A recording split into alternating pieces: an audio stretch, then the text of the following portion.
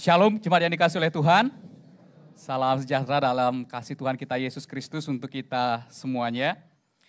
Minggu ini kita akan membicarakan tugas penting dari gereja atau kita sebagai gereja, yaitu mengenai pelayanan penjangkauan. Nah, tema minggu ini adalah ladang telah menguning. Bapak Ibu sekalian, dalam Injil Yohanes pasal yang keempat ayat 35, Tuhan Yesus pernah berkata kepada para muridnya seperti ini. Bukankah kamu mengatakan 4 bulan lagi tibalah musim menuai? Tetapi aku berkata kepadamu, lihatlah sekelilingmu dan pandanglah ladang-ladang sudah menguning dan matang untuk dituai. Bapak Ibu, ketika para murid berkata, kita sedang menunggu 4 bulan lagi akan menuai. Itu benar Bapak Ibu sekalian, itu benar. Akan tetapi Tuhan Yesus memakai pemikiran para murid untuk melihat kepada hal-hal rohani yang jauh lebih penting. Tuhan Yesus jelas bukan memaksudkan bahwa ladang yang ia katakan adalah ladang di sekeliling mereka yang memang masih tunggu 4 bulan lagi. Akan tetapi Tuhan Yesus ingin mengingatkan para murid, ladang yang digarap oleh petani waktu itu memang belum waktunya untuk dipanen. Tunggu 4 bulan lagi. Perkataanmu itu benar bahwa ladang yang ini belum waktunya. Akan tetapi lihat sekelilingmu, lihatlah kepada jiwa-jiwa yang terhilang. Kamu tidak bisa berkata tunggu atau nanti saja. Sesungguhnya ladang, yaitu jiwa-jiwa yang membutuhkan penjangkauan, telah siap untuk dituai. Artinya Bapak Ibu sekalian, Tuhan Yesus mau menekankan sekarang waktunya. Bukan tunggu 4 bulan lagi.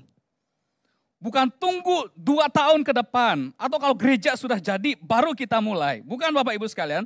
Tapi dimulai dari sekarang. Siapkan semua alat-alat yang dibutuhkan untuk menuai. Latih para pekerja untuk menuai ladang yang telah menguning. Bapak Ibu, ini panggilan Tuhan. Untuk gerejanya, untuk kita.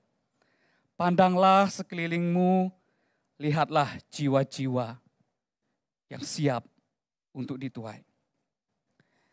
Bapak Ibu, pekerjaan menuai, menjangkau jiwa, mengenalkan kasih Tuhan kepada mereka yang belum mengenal kasih Tuhan, memang tidak mudah.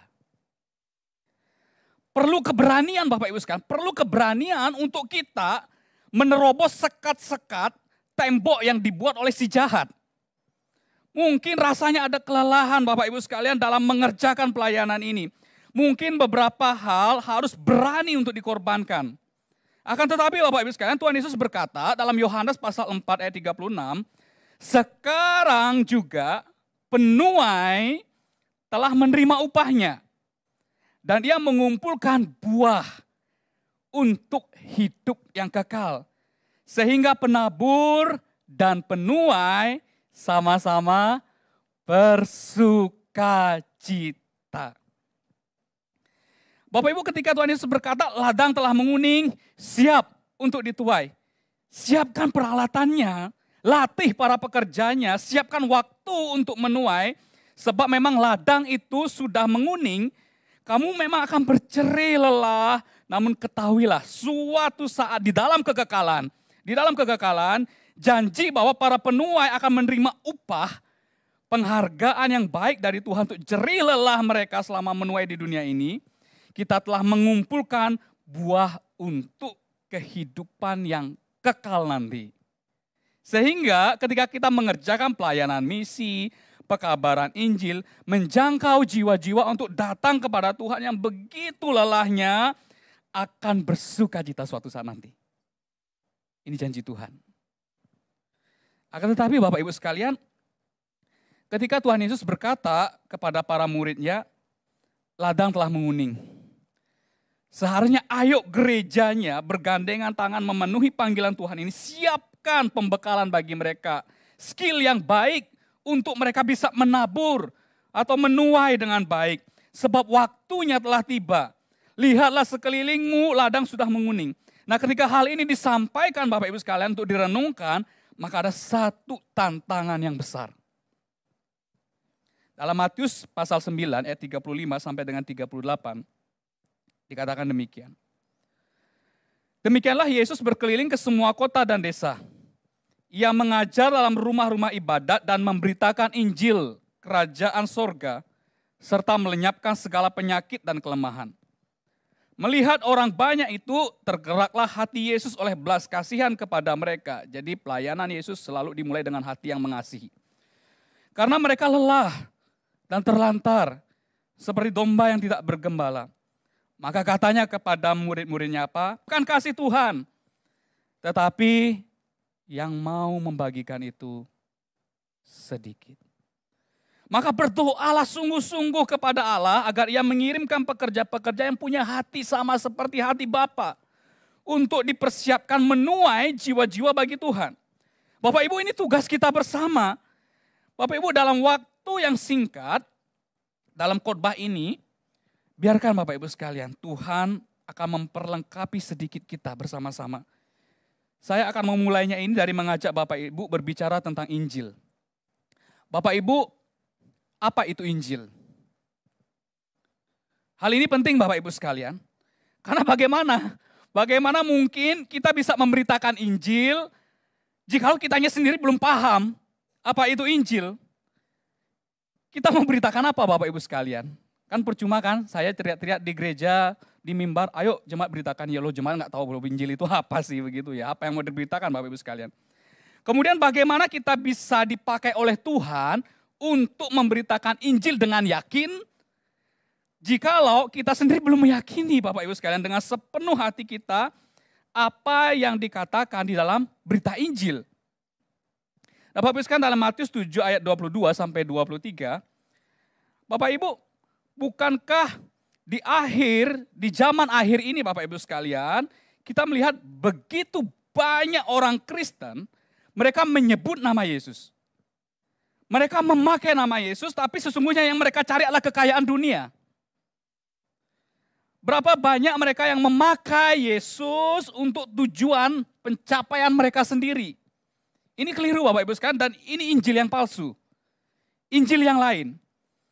Ketika saya dan Bapak Ibu, kita percaya, kita mau ikut Tuhan Yesus yang diajarkan di dalam firman Tuhan,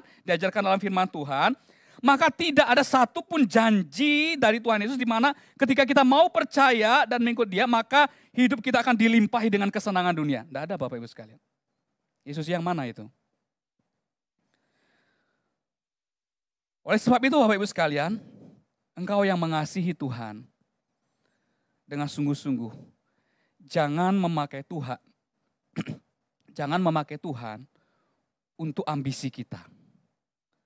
Tapi setiap anugerah, pemberian Allah yang baik, kita pakai untuk kemuliaan Tuhan. Itu yang benar Bapak Ibu sekalian. Jadi, bukan memakai Tuhan untuk melakukan tujuan kita. Tapi biarkan Tuhan memakai kita untuk menggenapi kehendak-Nya. Paham ya Bapak Ibu sekalian ya? Jangan jadi orang Kristen jungkir balik ya. Dibalik-balik Bapak Ibu sekalian, pakai Tuhan untuk tujuan kita. Bukan, tapi pakailah hidup kita untuk menggenapi tujuannya. Saya ingin mengajak Bapak Ibu sekalian membaca kalimat ini bersama-sama ya.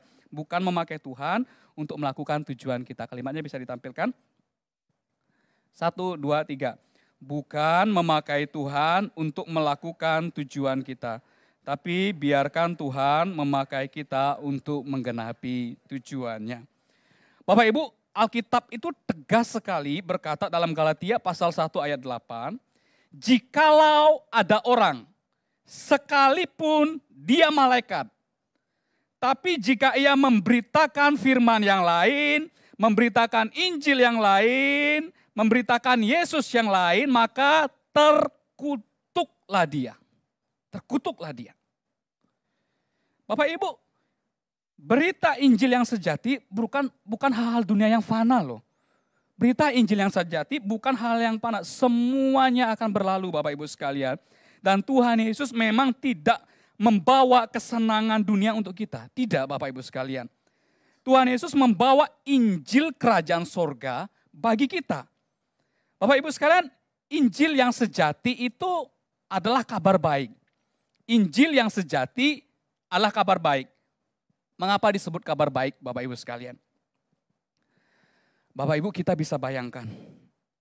Saya dan Bapak Ibu sekalian, kita yang cemar, kita yang rusak, kita yang mewarisi dampak dosa dari Adam dan Hawa. Karena kita adalah keturunan mereka. Kita yang punya masa lalu yang buruk Bapak Ibu sekalian. Kita yang seharusnya menerima murka Allah. Sebab firman-Nya jelas berkata upah dosa ialah maut. Mengalami keterpisahan dengan Allah di tempat yang terkutuk selama-lamanya Bapak Ibu sekalian. Di mana tidak ada anugerah Tuhan di sana Bapak Ibu sekalian untuk selama-lamanya. Kita semua yang pantas untuk dilemparkan ke sana. Sebab kita ini orang berdosa. Dan tidak ada satu pun dari antara kita yang dapat menyangkali bahwa kita ini pernah berbuat dosa. Kita pantas untuk dibinasakan, akan tetapi Allah yang rahmat-Nya sangat besar memberi pengampunan. Bagi kita yang percaya dalam Yesus Kristus. Ini kabar baik Bapak Ibu sekalian. Dan ini Injil, ini kabar baik. Bapak Ibu ketika engkau sadar akan hal ini, maka pasti engkau akan sungguh-sungguh memandang kepada kasih Allah yang besar. Kasih Allah yang besar. Injil adalah kabar baik bahwa saya yang berdosa, yang tidak punya pengharapan untuk keselamatan saya sendiri, ternyata bisa diselamatkan oleh anugerah. Bapak Ibu Rasul Paulus mengatakan demikian. Dalam Roma pasal 1 ayat 16 sampai dengan 18. Sebab aku mempunyai keyakinan yang kokoh dalam Injil. Karena Injil adalah kekuatan Allah yang menyelamatkan setiap orang yang percaya. Kita baca sama-sama kalimat ini ya. 1, 2, 3. Injil adalah kekuatan Allah yang menyelamatkan setiap orang percaya. Kalau di pemuda remaja saya suruh hafal mereka. Bisa dihafal ya Bapak sekalian ya. Injil adalah kekuatan Allah yang menyelamatkan setiap orang percaya. Apa itu Injil? Injil adalah kekuatan Allah yang menyelamatkan setiap orang yang percaya. Bapak Ibu sekalian dalam bahasa aslinya, Rasul Paulus itu sebenarnya ngomong begini. Aku tidak malu akan berita Injil. Karena berita Injil adalah kekuatan Allah yang menyelamatkan setiap orang yang percaya. Loh kenapa Bapak Ibu sekalian Rasul Paulus mengatakan aku tidak malu akan Injil? Bapak Ibu jangan pernah malu akan jati dirimu sebagai seorang percaya, orang Kristen. Mungkin kita akan diejek Bapak Ibu sekalian, dihina karena iman percaya kita. Mungkin kita akan diejek karena kita ini minoritas Bapak Ibu sekalian. Mungkin kita akan diolok-olok karena iman percaya kita kepada Yesus. Wah, kamu itu bodoh percaya kepada manusia yang dijadikan Tuhan. Kok manusia disembah sebagai Tuhan? Apa kamu tidak malu percaya kepada Tuhan yang mati terhina di atas kayu salib itu? Kok bisa ya kamu orang Kristen percaya hal seperti itu? Mungkin ada dari antara keluarga kita Bapak Ibu sekalian yang belum percaya kepada Tuhan. Dan ketika mereka melihat kesalehan hidup dan pelayanan kita, mereka bisa saja mengolok-olok kita kan sebagai orang percaya. Bapak Ibu jangan menjadi kecewa. Mereka adalah orang-orang yang belum mengerti akan berita Injil. Doakan mereka Bapak Ibu sekalian. Suatu saat Tuhan jamah hati mereka. Sehingga mereka mengerti bahwa Injil adalah satu-satunya kekuatan Allah yang menyelamatkan setiap orang yang percaya. Jikalau mereka tidak percaya kepada satu-satunya kekuatan Allah yang menyelamatkan mereka yaitu Injil, maka mereka akan binasa karena dosa-dosa mereka. Bapak Ibu jemaat yang dikasihi oleh Tuhan, apakah kita sudah mengerti apa itu Injil? Sekali lagi, Injil adalah kabar baik bahwa saya yang berdosa, saya yang seharusnya menerima kebinasaan, ternyata dapat diselamatkan oleh anugerah. Injil adalah kekuatan Allah yang menyelamatkan setiap orang yang percaya. Orang yang diselamatkan, yang akan hidup bukan karena perbuatan, tapi melalui iman atau percayanya. Inilah Injil Bapak Ibu sekalian yang diberitakan di dalam Alkitab. Bapak Ibu ketika kita sudah memahami apa itu Injil, sekarang mari kita masuk lebih dalam mengenai apa isinya dari berita Injil. Ya, apa isinya? Bapak Ibu yang dikasihi oleh Tuhan, di awal sudah saya tekankan bahwa Injil tidak bicara soal jikalau engkau ikut percaya kepada Yesus, ikut Tuhan Yesus, menjadi seorang Kristen yang sejati, maka hidupmu akan baik-baik saja. Injil tidak pernah bicara itu Bapak Ibu sekalian, tidak. Berita Injil juga tidak pernah menawarkan kenikmatan dunia, harta, jabatan, kedudukan yang tinggi, popularitas. Tidak Bapak Ibu sekalian, tidak ada Bapak Ibu sekalian. Itu semua ada ditawarkan di dalam Alkitab. Tapi iblis yang menawarkan itu kepada Tuhan Yesus. Ingat pencobaan Tuhan Yesus Matius 4. Semuanya itu pasti bukan Injil Bapak Ibu sekalian. Dan ingat, barang siapa yang memberitakan Injil yang lain, sekalipun dia malaikat loh, terkutuklah dia. Bapak Ibu sekalian, berita Injil yang sejati itu terdiri dari dua hal utama. Saya ngomong ini Bapak Ibu sekalian dua hal utama, bukan berarti nanti, berarti kelahiran Tuhan Yesus tidak penting. Berarti kenaikannya tidak penting, berarti kedatangannya tidak penting. Bukan Bapak Ibu sekalian. Saya ingin mengatakan ini bahwa yang terkandung dalam Injil ada dua hal yang paling utama. Yaitu kematian dan kebangkitan Kristus. Mari kita melihat apa yang Rasul Paulus katakan dalam 1 Korintus pasal 15 ayat 3 sampai 4. Paulus mengatakan begini.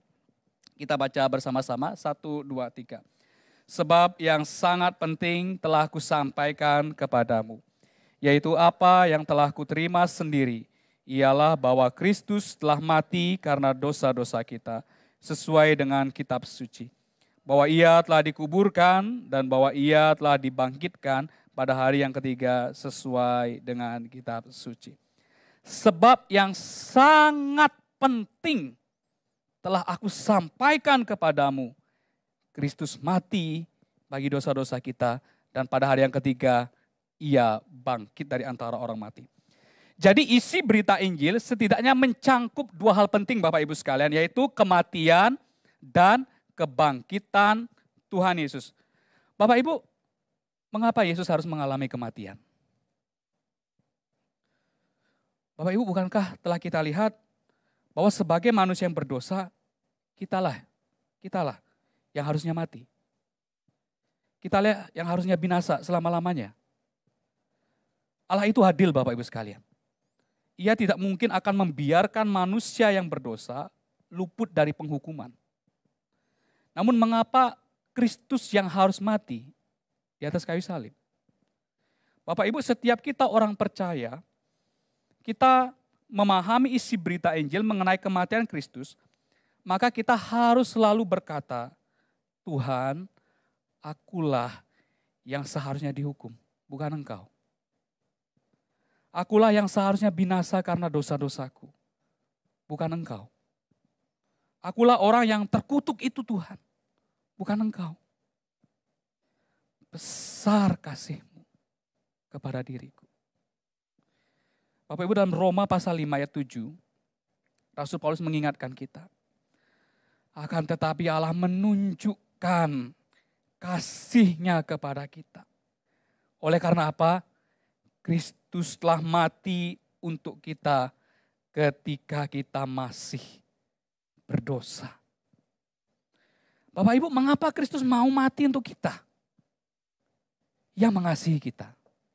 Ia mengasihi kita. Allah tahu Bapak Ibu sekalian, Allah mengerti. Allah peduli bahwa tanpa kedatangannya ke dalam dunia untuk mati menggantikan hukuman kita, maka kita semua akan binasa. Kematiannya di atas kayu salib mendatangkan pengampunan bagi kita yang berdosa. Kita yang cemar Bapak Ibu sekalian, kita yang berdosa, kita yang tidak layak, kini dengan darahnya, darah Kristus melalui kematiannya, kita dikuduskan, kita dilayakkan, kita dibenarkan, kita diselamatkan, dan kita diampuni. Diampuni Bapak Ibu sekalian. Besar enggak Bapak Ibu sekalian kasih Tuhan? Besar, sangat besar. Sebesar apa Bapak Ibu? Sebesar Ia mengaruniakan anaknya untuk mati bagi kita. Jadi Bapak Ibu sekalian, isi pertama dari berita Injil adalah kematian Yesus Kristus. Mengapa Kristus mau mati untuk kita yang berdosa? Karena Dia mengasihi kita. Adanya pengampunan bagi manusia yang berdosa. Jikalau dosa kita diampuni Bapak Ibu sekalian, artinya Tuhan memberikan kita status yang baru sebagai orang apa? Orang dibenarkan, orang yang sudah dikuduskan, dilayakkan untuk datang kepada Allah. Ini isi berita Injil yang pertama. Kemudian Bapak Ibu sekalian, isi berita Injil yang kedua adalah tentang kebangkitan Kristus. Bapak Ibu, kita tahu bahwa beberapa kali sebelum kematiannya, Tuhan Yesus itu berulang-ulang berkata kepada muridnya, anak manusia akan mati disalibkan. Sampai di sana? Tidak. Tuhan Yesus berkata kepada muridnya, dan pada hari yang ketiga akan dibangkitkan. Ini sebelum kematiannya. Jadi Tuhan Yesus sudah berkata, Bapak Ibu sekalian, setelah Tuhan Yesus mengalami kematian, maka pada hari yang ketiga, ia bangkit. Mengapa Kristus harus bangkit, Bapak Ibu sekalian? Dan apa dampaknya bagi kita orang percaya? Bapak Ibu, pada waktu manusia mengalami kematian di dunia ini, kita semua kan akan mati, Bapak Ibu sekalian, benar ya? Maka setelah itu kan seharusnya kita mengalami yang namanya kebinasaan kan? Karena kita ini orang berdosa Bapak Ibu sekalian. Nah, penghukuman Allah bagi orang-orang berdosa itu nyata Bapak Ibu sekalian setelah kita mengalami kematian di dunia ini. Akan tetapi Kristus berbeda. Ia memang mati Bapak Ibu sekalian untuk menebus, melunasi semua utang dosa-dosa kita yang tidak akan pernah kita bisa lunasi. Namun Kristus menebus kita dengan sempurna. Kemudian ia bangkit pada hari yang ketiga. Kebangkitan Kristus itu bertujuan untuk menyatakan bahwa kuasa maut tadi Bapak Ibu sekalian itu sudah dikalahkan. Sudah dikalahkan. Kuasa maut yang akan membinasakan kita orang berdosa sudah dikalahkan. Lihatlah, aku telah mati. Namun aku telah bangkit dan hidup untuk selama-lamanya kata Tuhan Yesus. Rasul Paulus berkata begini Bapak Ibu sekalian dalam 1 Korintus pasal 15. Hai maut, di manakah kemenanganmu? Hai maut, di manakah sengatmu? Sengat maut ialah dosa. Kita harus mengalami itu Bapak Ibu sekalian. Dan kuasa dosa ialah hukum Taurat. Kita tidak pernah bisa menggenapi hukum Taurat dengan perbuatan kita. Tetapi syukur kepada Allah yang telah memberikan kepada kita kemenangan oleh Yesus Kristus Tuhan kita. Nah Bapak Ibu sekalian, melalui kebangkitan Kristus, maka semua yang Kristus janjikan itu Bapak Ibu sekalian layak untuk dipercaya. Misalnya Bapak Ibu sekalian ketika Tuhan Yesus berkata begini, akulah kebangkitan dan hidup. Barang siapa percaya kepadaku, ia tidak akan binasa. Ia akan hidup walaupun ia sudah mati. Dan setiap orang yang hidup dan yang percaya kepadaku tidak akan mati selama-lamanya. Percayakah engkau akan hal ini? Bapak Ibu sekalian, bagi saya janji ini layak untuk dipercaya. Layak untuk dipercaya. Ketika Tuhan Yesus berkata kepada penjahat di sebelah kanannya, hari ini juga engkau akan ada bersama-sama dengan aku di Firdaus. Engkau tidak akan binasa, melainkan akan beroleh hidup yang kekal. Semua janji ini Bapak Ibu sekalian layak untuk dipercaya karena maut itu sendiri apa? Sudah dikalahkan. Oleh Kristus melalui apa? Kebangkitannya. Bapak Ibu yang dikasihi oleh Tuhan, mengapa Kristus bangkit? Kristus bangkit bukan sekedar untuk menggenapi nubuatan. Akan tetapi Kristus bangkit untuk menyatakan kepada kita bahwa kuasa maut itu sudah dikalahkan. Sudah dikalahkan. Itulah sebabnya firman Tuhan dengan tegas berkata, tidak ada lagi penghukuman bagi mereka yang ada di dalam Kristus Yesus. Oleh sebab itu semua yang ia janjikan mengenai jaminan keselamatan kebangkitan orang percaya di akhir zaman layak untuk dipercaya. Buktinya apa? Dia bangkit kok. Dia mengalahkan maut. Bapak Ibu, apakah engkau percaya bahwa ada jaminan yang pasti mengenai kehidupan yang kekal setelah kematian di dunia ini? Apakah engkau percaya? Percaya. Saya belum puji Tuhan Bapak Ibu sekalian, saya belum amin. Berikutnya, mengapa Bapak Ibu bisa mempunyai keyakinan yang demikian? Nah kalau Bapak Ibu ngerti alasannya, saya puji Tuhan, haleluya Bapak Ibu sekalian. Karena apa? Saya percaya bahwa Kristus telah bangkit. Ia telah mengalahkan kuasa maut. Jadi janji yang ia berikan kepada saya, misalnya tentang hidup yang kekal, tentang kebangkitan orang percaya di akhir zaman, menjadi terbukti dan layak untuk dipercaya. Layak nggak Bapak Ibu sekalian untuk dipercaya? Layak. Ada buktinya, Kristus sudah bangkit.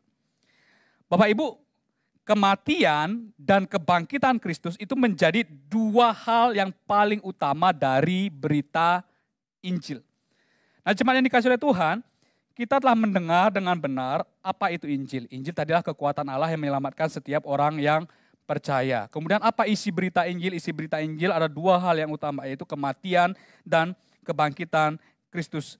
Maka Bapak Ibu sekalian, pertanyaan terakhir bagi setiap kita adalah, saya dan Bapak Ibu yang telah mendengar berita Injil, mengerti berita Injil dengan baik, menerima berita Injil itu, mengapa tidak memberitakannya kepada orang yang belum percaya? Saya dan Bapak Ibu sudah mendengar berita Injil, mengerti dengan baik berita Injil, menerima, menyimpannya berita Injil itu. Mengapa kita tidak memberitakannya kepada orang lain? Selama kita hidup Bapak Ibu sekalian, apakah kita pernah membagikan Injil kepada mereka yang sedang berjalan dalam kebinasaannya? Bapak Ibu, orang-orang yang hidup sekarang, yang belum percaya, sedang berjalan menuju kepada kebinasaannya. Dan satu-satunya kekuatan Allah yang juga dapat menyelamatkan mereka ada pada kita. Kita telah mendengar dan percaya dan menyimpan Injil itu. Bapak Ibu, percayalah dengan segala ketakutan kita, kekhawatiran kita, oh nanti begini, begitu, keraguan kita, ketika kita melangkah, masa Tuhan tidak sertai kita Bapak Ibu sekalian? Bukankah Tuhan mengatakan aku menyertai engkau sampai kepada akhir zaman? Bapak Ibu, saya pernah Bapak Ibu sekalian ketika mencari tempat untuk potong rambut ya, di sekitar Dipo ini Bapak Ibu sekalian. Akhirnya saya menemukan seorang tukang cukur ya, kenalannya Pak Gunsun ya. Kalau cerita mestinya Gunsun tahu mestinya. Pada suatu ketika Bapak Ibu sekalian, pada waktu saya potong rambut, tiba-tiba hujan Bapak Ibu sekalian, hujan lebat. Waktu potong rambut, saya beranikan diri untuk mengobrol. Ya biasa ya, dengan mengobrol dengan orang yang memotong kita. Saya jelaskan bahwa saya ini seorang hamba Tuhan, begitu ya. Oh dekat sini kok, saya tinggalnya dekat sini di Jalan Diponegoro. Saya rohaniawan di gereja, saya pembina di pemuda remaja begitu, karena dia kan masih pemuda. Singkat cerita Bapak Ibu sekalian, hati saya itu merasa digerakkan untuk saya memberitakan Injil. Mumpung hujan nih Bapak Ibu sekalian, enggak bisa pulang. Saya pakai motor ya, enggak bisa pulang Bapak Ibu sekalian. Akhirnya sudah kita mengobrol banyak-banyak begitu ya. Akhirnya saya ceritakan berita Injil kepada orang ini Bapak Ibu sekalian. Ya sebetulnya saya itu kalau potong rambut tuh mesti ke tempat ini Bapak Ibu sekalian. Tapi setelah saya lihat sekarang itu orangnya sudah tidak ada Bapak Ibu sekalian. Tidak ada Bapak Ibu sekalian. Nah kemudian Bapak Ibu sekalian, saya pernah memberitakan Injil juga kepada orang yang cukup sering sebetulnya mengikuti kegiatan orang-orang percaya. Ya bersama dengan pengurus Patimura. Kalau saya cerita ini pengurus Patimura pasti tahu. Saya jelaskan Injil Bapak Ibu sekalian, dan puji Tuhan saya merasa beliau sebetulnya cukup mengerti dengan apa yang saya sampaikan. Hanya waktu itu beliau terganjal dengan perlakuan saudaranya, katakanlah orang Kristen begitu, dan itu masih menghalangi ia untuk sungguh-sungguh mau menggabungkan diri kepada orang percaya. Kemudian saya katakan begini kepada beliau, Ci, sesungguhnya saya itu memang sih berharap Anda ini bisa pergi ke gereja beribadah bersama. Namun lebih lagi saya ingin sebetulnya, saya katakan, ini betul Bapak Ibu sekalian, saya katakan, saya lebih ingin Anda datang kepada Tuhan Yesus. Percaya bahwa dia itulah Tuhan dan Juru Selamat satu-satunya.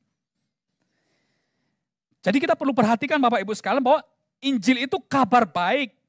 Kadangkala Injil ditolak bukan karena isinya, kan isinya kabar baik tuh Bapak Ibu sekalian, kabar baik. Tapi karena kesaksian hidup kita, orang percaya menjadi batu sandungan. Sebaliknya Bapak Ibu sekalian, Injil seringkali itu bisa masuk, bisa diterima, karena orang-orang yang belum percaya itu melihat dan merasakan tindakan kasih kita yang nyata kepada mereka. Benar enggak Bapak Ibu sekalian? Saya juga memakai Bapak Ibu sekalian kesempatan visit kepada anggota remaja Efata untuk membagikan kabar baik kepada mereka. Loh, Kak Yudi kok orang Kristen juga perlu diinjili toh? Bapak Ibu percayalah bahwa masih banyak orang yang beragama Kristen, namun sesungguhnya mereka belum sungguh-sungguh menyadari akan keselamatan yang sejati dalam Kristus. Masih banyak orang Kristen yang meragukan keselamatannya. Masih banyak orang Kristen yang imannya keliru Bapak Ibu sekalian dalam pertanyaan mengapa ia bisa masuk ke dalam kerajaan sorga. Jadi Bapak Ibu sekalian, orang percaya sekalipun, orang yang beragama Kristen sekalipun perlu cek. Saya ini sudah sungguh-sungguh memiliki iman yang benar atau selama ini hanya ikut-ikutan saja. Bapak Ibu, semua orang itu membutuhkan Injil keselamatan Yesus Kristus. Kita telah mendengar, kita telah mengerti Injil itu dengan baik, kita telah percaya menyimpannya dalam hati kita.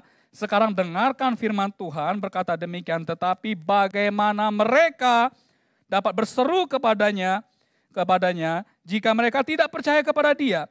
Bagaimana mereka orang-orang di luar sana dapat percaya kepada Dia jika mereka tidak pernah mendengar tentang Dia? Bagaimana mereka mendengar tentang Dia jika tidak ada yang memberitakannya? Dan bagaimana mereka dapat memberitakannya jika mereka tidak diutus, tidak diperlengkapi lebih dahulu? Sebab ada tertulis betapa indahnya kedatangan mereka yang membawa kabar baik. Bapak Ibu, pandanglah sekelilingmu. Di mana ladang siap untuk menguning, siap untuk dituai. Apakah engkau mau berkata, ya Tuhan ini aku, utuslah aku, pakai aku. Bapak Ibu, di akhir khotbah ini saya akan sedikit mendemonstrasikan sebuah metode penginjilan yang saya sering pakai ya Bapak Ibu sekalian. Bapak Ibu mungkin tahu metode penginjilan yang lain, tidak jadi masalah Bapak Ibu sekalian. Tuhan bisa memakai semuanya itu. Kebetulan saya itu pernah mengikuti pelatihan EE ya Bapak Ibu sekalian, di Malang juga pernah, waktu di kampus juga pernah, sampai tingkat trainer waktu itu. Metode EE ini adalah salah satu metode yang bisa kita gunakan untuk melakukan penginjilan. Nah, metode ini disingkat AMAKI. Gampang ya Bapak Ibu sekalian, disingkat apa? AMAKI. A yang pertama itu anugerah, kemudian M yang kedua itu manusia, A yang ketiga itu adalah Allah, K-nya itu Kristus, dan I-nya itu iman. Jadi dari singkatan ini saya akan coba mengabarkan Injil kepada seseorang begitu ya. Jadi yang akan saya jelaskan kepada orang ini adalah tentang anugerah, tentang manusia, tentang Allah, tentang Kristus, dan tentang iman. Oleh sebab itu saya membutuhkan satu orang, ini percakapan ya Bapak Ibu sekalian ya. Saya ingin panggil Dr. Novian ya, boleh maju ke depan. Boleh berikan tepuk tangan untuk Dr. Novian. Ya, bisa di sini ya Dok ya, silakan. Iya, ya di sini Dok, jangan jauh-jauh Dok. Saya ingin coba Bapak Ibu memberitakan Injil ya kepada, katakanlah Dr. Novian belum percaya kepada Tuhan begitu ya. Saya coba ingin memberitakan Injil. Selamat pagi Dok. Selamat pagi. Ya kan tanya dulu ya Bapak Ibu sekalian, jangan ucuk-ucuk beritakan Injil begitu ya. Bagaimana Dok kabarnya hari ini? Ngantuk kemarin. Waduh, kemarin ikut karnaval berarti, jangan lihat karnaval ya. Ya karnaval ya. Ya Bapak Ibu, Dok saya punya kabar baik untuk Dr. Novian. Apa itu ya? Ya. Jadi kabar baik ini adalah keyakinan yang selama ini saya percaya dan saya rindu untuk membagikannya kepada Dr. Novian. Apakah boleh saya ceritakan? Boleh, boleh. Ya, jadi saya sudah mulai masuk ya, sekarang masuk ke anugerah. Tadi kan amaki, yang pertama anugerah. Nah Dok, hidup kekal itu adalah anugerah dari Allah. Dan dan hidup kekal itu tidak kita terima melalui usaha atau perbuatan kita. Ya. Dr. Novian pernah terima hadiah? Pastinya pernah ya waktu ulang tahun begitu ya. Ya. Jadi hidup kekal itu seperti itu Dok. Jadi gratis, diberikan secara gratis seperti hadiah. Nah, saya sudah masuk anugerah ya Bapak Ibu sekalian. Sekarang M yang kedua apa? Manusia. Nah, Bapak Ibu sekalian. Akan tetapi Dok, ada satu hal yang menghalangi kita untuk menerima anugerah itu, yaitu dosa. Dosa Dok, ya. Semua orang pernah melakukan dosa. Saya pernah melakukan dosa, Dr. Rofian juga pernah ya pastinya. Banyak. Oh banyak ya, malah banyak Bapak Ibu sekalian. Banyak ya kita melakukan dosa. Nah dosa itu adalah segala hal yang melawan hukum Tuhan. Melawan hukum Tuhan. Nah katakanlah begini ya, Dr. Novian ini dikit lah dosanya begitu ya. Sehari cuma 3 kali ini dok. Wah, paket hemat ya 3 kali begitu ya. Tapi mungkin saja dosa kita lebih dari itu ya Bapak Ibu sekalian. Nah kira-kira katakanlah begini dok, kita itu hidup itu 70 tahun, begitu ya 70 tahun. 3 kali 70 tahun sama dengan Bapak Ibu sekalian 1 tahun kan ada 365 hari ini. Mereka kira-kira berapa? 70 ribuan. 70 ribuan dosa kita.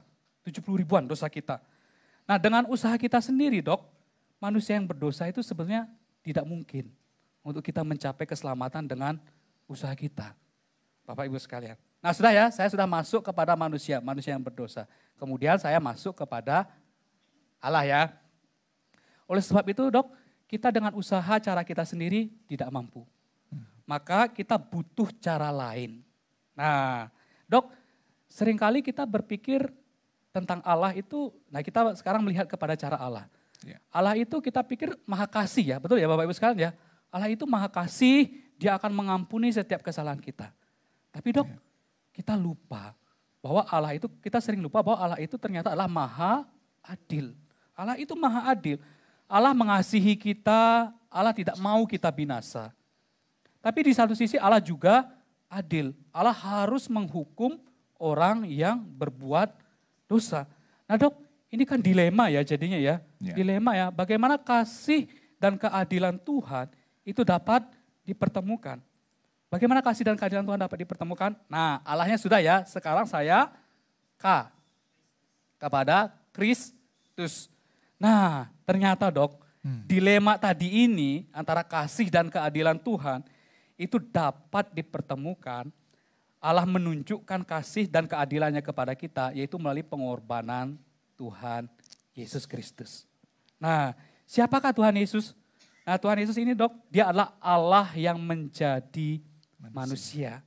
Nah ketika ia menjadi manusia, ia mati di atas kayu salib. Nah saya sudah beritakan Injil ya, intinya tadi ya kematian Kristus ya. Ia mati di atas kayu salib untuk menggantikan hukuman yang seharusnya kita tanggung tadi itu. Karena dosa-dosa kita. Kemudian ia bangkit pada hari yang ketiga dan Kristus itu naik ke surga. Dan sekarang dia itu menawarkan hidup yang kekal kepada kita. Mau enggak dok hidup yang kekal itu? Mau. Ya. Jadi anugerah hidup yang kekal ini dok, hanya kita terima melalui yang namanya, terakhir apa? Iman. Iman dok.